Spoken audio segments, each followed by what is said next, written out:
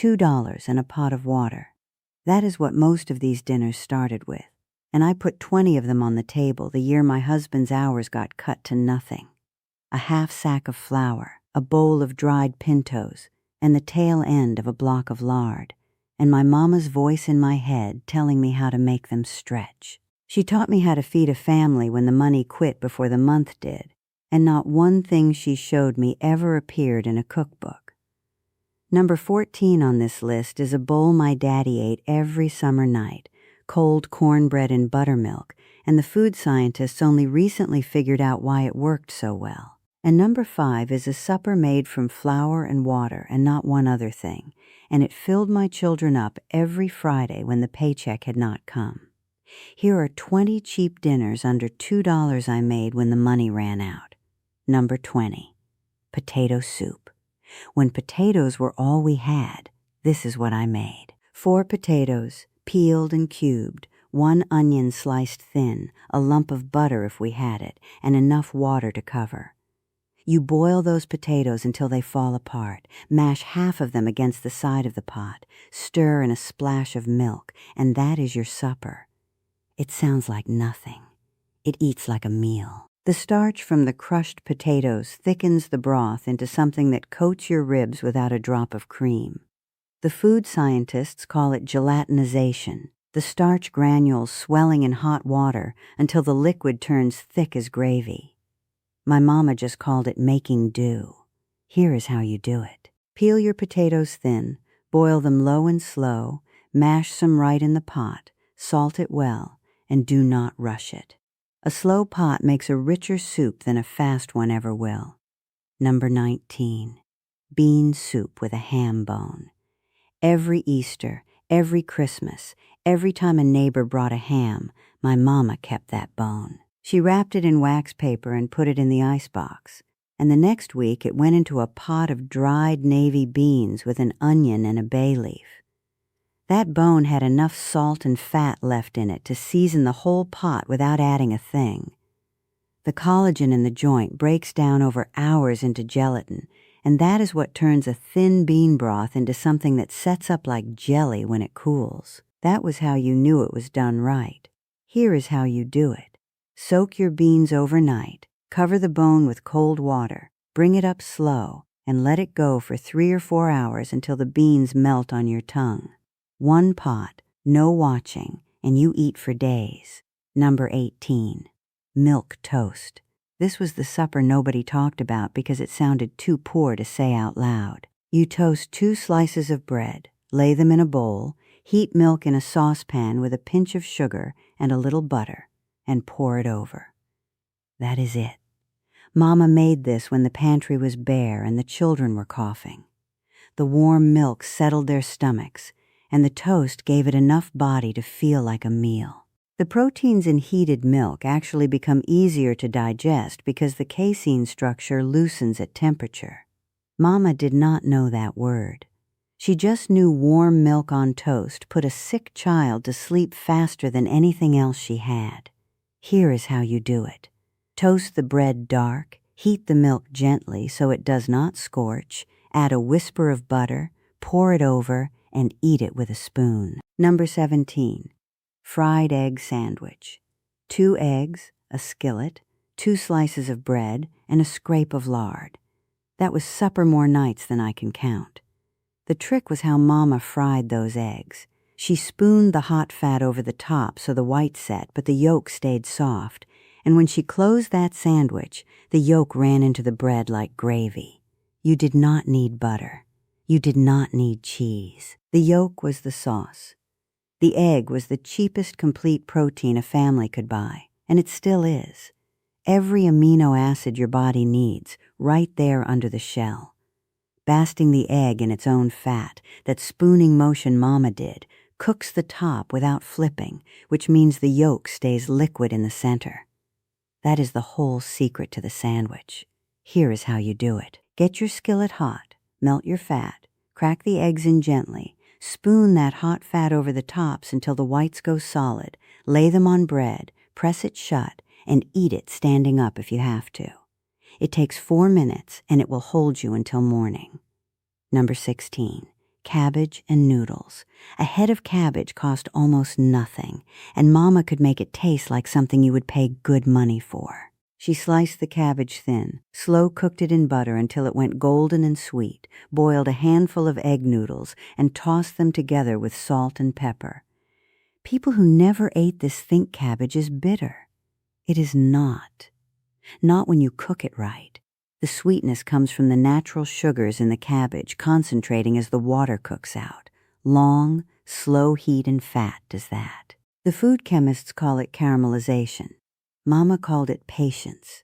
She stood at that stove and stirred, and she did not rush it, because rushing cabbage gives you a limp, sour mess. The slow road gives you something almost creamy. Here is how you do it. Slice your cabbage fine, cook it low in butter or bacon grease for a good 20 minutes until it turns the color of honey, toss in your cooked noodles, and season it well. 1 skillet, 1 burner. And do not stir it too much. Let it sit and brown. Number 15. Rice and tomato gravy. This one came from Mama's neighbor, a woman who raised 6 children on a mill worker's pay. She cooked white rice in a pot, opened a can of tomatoes, heated them in a skillet with a spoonful of flour and some bacon drippings, and ladled that thick red gravy right over the rice. The acid in the tomato cuts through the richness of the fat, and the flour binds the juices into a proper sauce. That combination, acid plus fat plus starch, is the same foundation behind most of the great sauces in cooking. Mama's neighbor did not study it. She just knew what tasted right. It sounds simple because it is. A can of tomatoes, a cup of dry rice, and a spoonful of whatever fat you have in the house. Here is how you do it. Cook your rice, heat canned tomatoes in a skillet, stir in a spoon of flour and a spoon of drippings, let it thicken for 5 minutes, and pour it over the rice. Season it with salt, pepper, and a pinch of sugar if the tomatoes are sharp. A full plate for pennies. Number 14. Cornbread crumbled in buttermilk. Here is that bowl from the top, the one my daddy ate every summer night. He would come in from the field, cut a wedge of cold cornbread, drop it into a tall glass of buttermilk, and eat it with a long spoon. No heat, no cooking, just bread and sour milk. I thought it was the saddest supper in the world until I was grown and broke and tried it myself. The tang of the buttermilk against the sweet corn, the way the bread softens but holds its grain, the cold of it going down on a hot night when you do not want to stand over a stove. It is better than it has any right to be. The lactic acid in buttermilk is a natural preservative, which is why buttermilk lasted so long without refrigeration. That acid also breaks down the proteins in the cornbread just enough to make the whole thing easier on your stomach than bread and sweet milk ever would be. My grandmother ate this. Her mother ate this. It is older than any cookbook I have ever held. And it costs you the price of a square of cornbread and a cup of cultured milk, which even now comes to well under $1. Here is how you do it. Bake your cornbread plain, no sugar if you want it right. Let it cool. Crumble it into a glass, pour cold buttermilk over, and eat it slow. You will understand why my daddy never stopped. Number 13. Onion soup. Not the kind you see in restaurants with a crust of cheese melted on top. This was the poor version. Mama sliced 4 or 5 onions thin and cooked them low in butter until they turned dark and soft, then poured in water or whatever broth she had, simmered it all for half an hour, and served it over a slice of toasted bread in the bottom of the bowl. The slow cooking converts the sharp sulfur compounds in the onion into sugars, and that is why an onion that makes you cry raw will taste almost sweet after an hour in a pan. Most people stop too early. They cook the onions for 10 minutes and wonder why their soup tastes flat. You need to go until they are nearly brown, until they shrink to a quarter of what you started with. That is when the sweetness shows up. Here is how you do it. Slice your onions as thin as you can, cook them in fat on the lowest heat you have until they collapse and darken.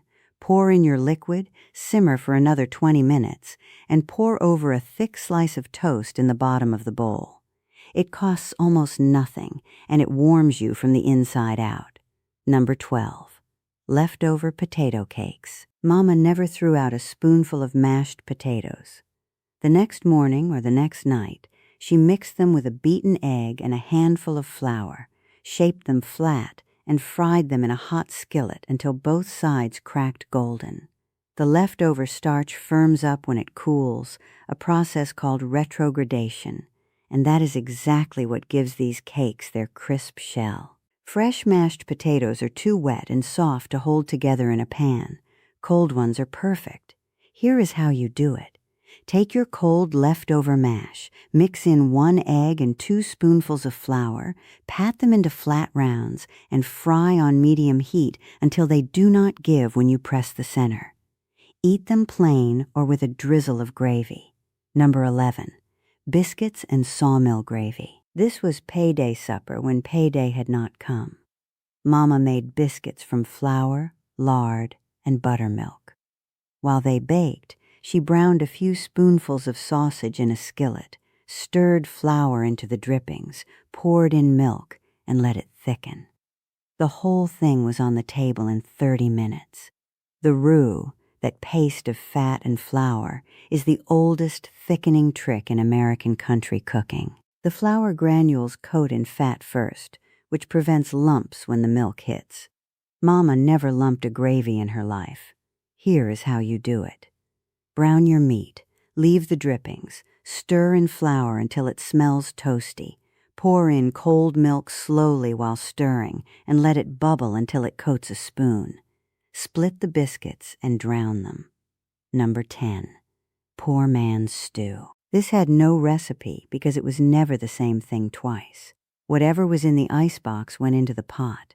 A carrot going soft, a potato with eyes on it, half an onion wrapped in wax paper, a slice of salt pork if we were lucky, covered with water, seasoned with salt and pepper, and left to simmer until everything gave up its flavor and became one thing. Mama called this cleaning the icebox, and she made no apology for it.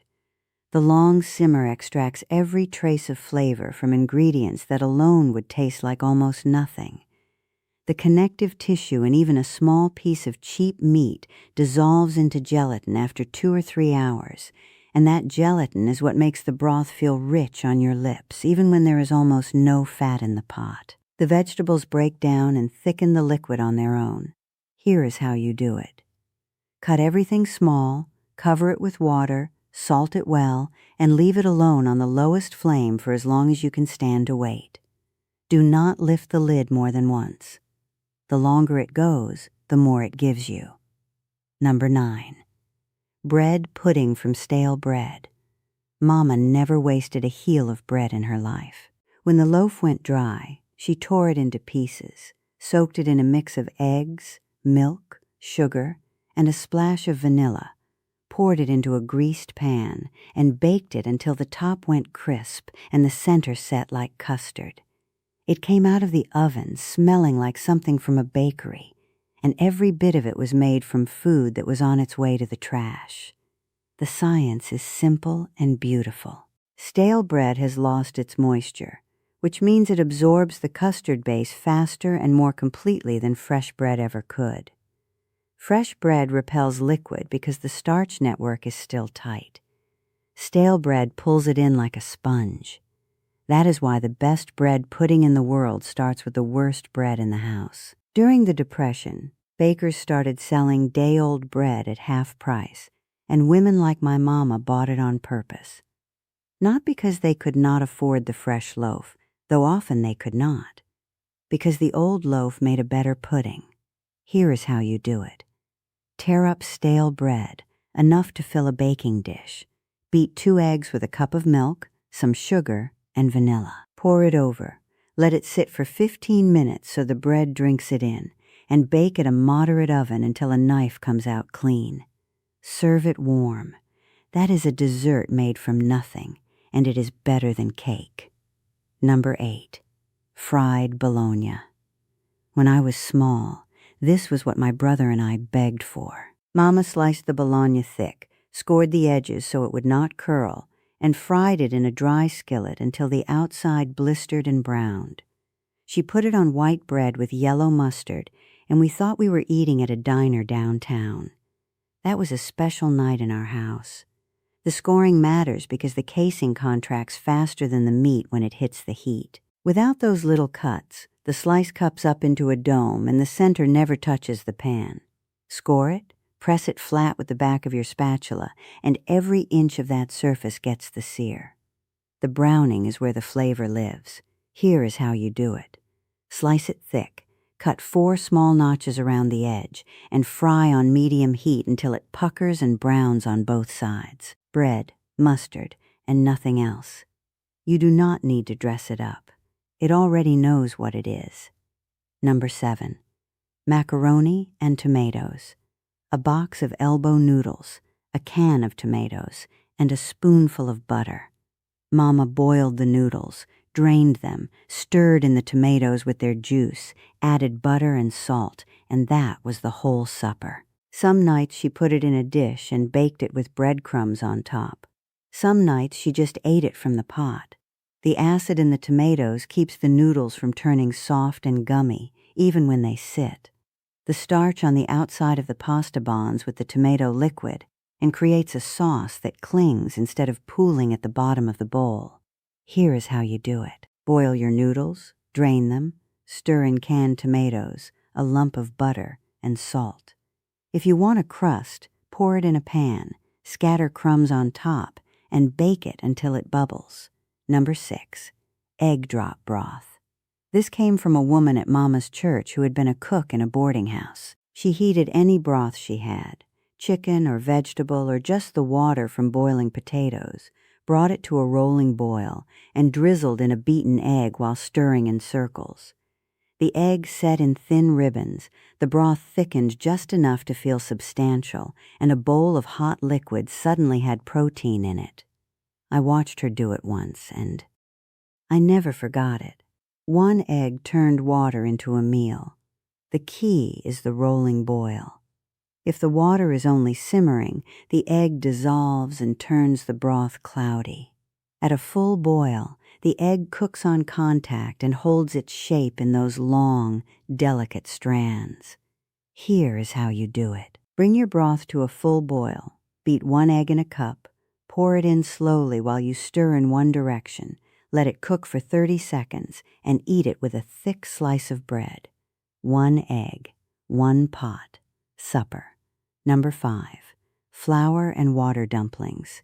Here is the Friday supper I mentioned at the start. When there was truly nothing left, Mama mixed flour with a pinch of salt and enough water to make a stiff dough, tore it into rough pieces, and dropped them into a pot of boiling salted water or broth. They cooked in 5 minutes. That was the whole meal. Flour and water and heat. My children ate this with a drizzle of bacon grease on top, and they cleaned their plates every time. It sounds desperate because it was. But there is a reason this same dough shows up in every poor culture on earth. Flour and water, when properly cooked, create a matrix of gluten and gelatinized starch that provides slow-release energy.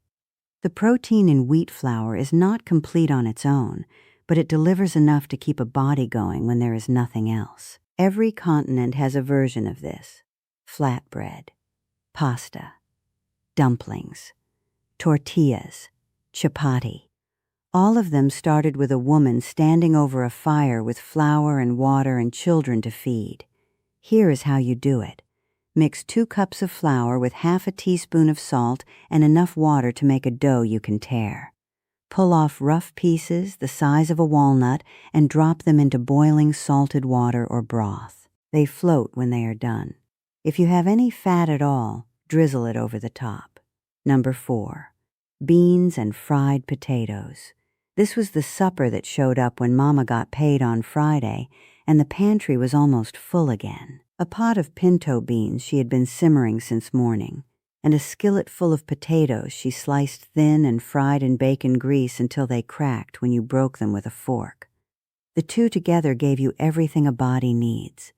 The beans had the protein and fiber, the potatoes had the starch, and the bacon grease carried the flavor. It was plain and brown, and it sat heavy, and there was never a single bite left on the plate. The nutritional science backs this up without fuss. Beans and a starchy grain or tuber together create a complete protein profile.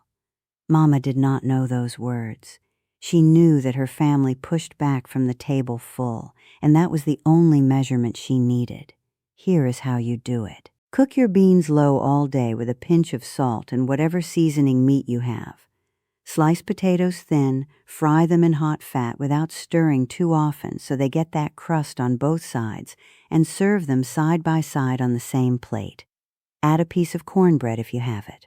Number 3, tomato sandwich. This one only works right in August when the garden tomatoes come in heavy and warm off the vine. Mama sliced a ripe tomato thick, laid it on soft white bread spread with mayonnaise, salted it hard, and closed the sandwich. Nothing else.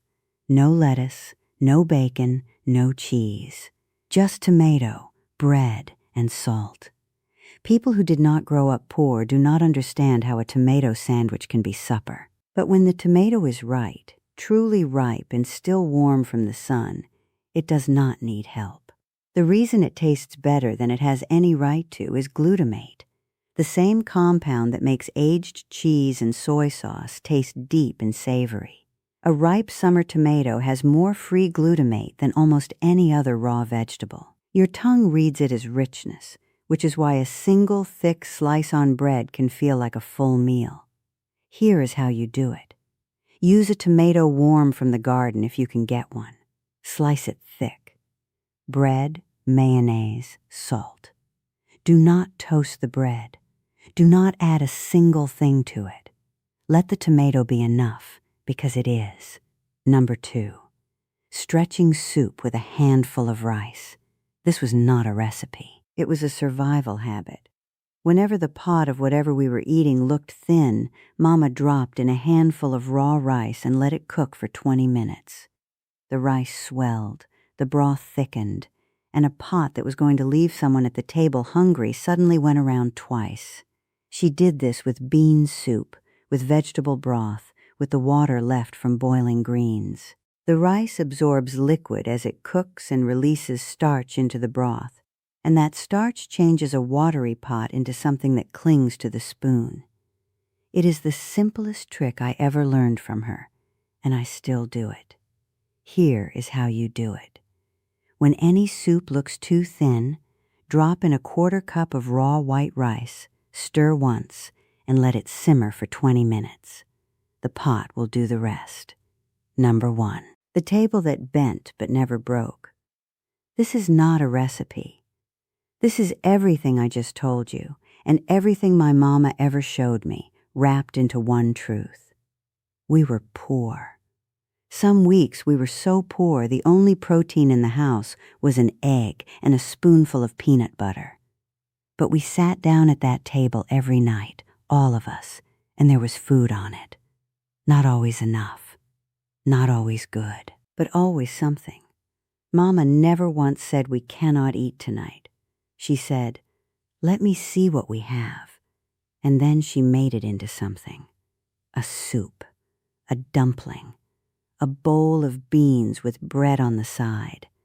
The skill was never the recipe. The skill was looking at almost nothing and seeing a meal in it. That is the thing that does not get passed down in cookbooks. It only passes through hands, through watching someone open a nearly bare cabinet and not panic, through standing at her hip while she stretched a pot of broth with a fistful of rice, through learning that the question is never what do we have. The question is, what can I make from it? Pick one of these. Just one. Cook it this week, the plain way, without the things you think you need. Then come, tell me in the comments. What did your mama cook when the money ran thin? What was her version of almost nothing turned into supper? I want to hear it, honey. Every kitchen has that story.